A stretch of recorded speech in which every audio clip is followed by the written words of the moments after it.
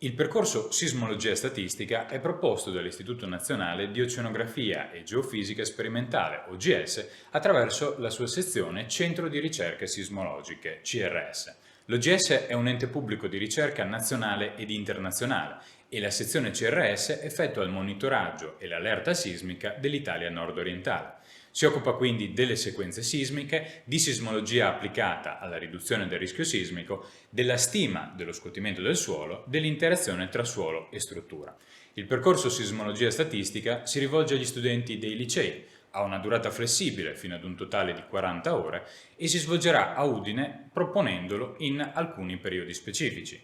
Gli studenti potranno acquisire e sviluppare competenze professionali di gestione delle attività di rilevazione ed elaborazione statistica dei dati, svolgendo attività che vanno dal supporto nella ricerca e nell'analisi esplorativa dei dati sismologici all'applicazione di algoritmi di pattern recognition per la caratterizzazione della sismicità. Il dettaglio del percorso è disponibile nella scheda informativa.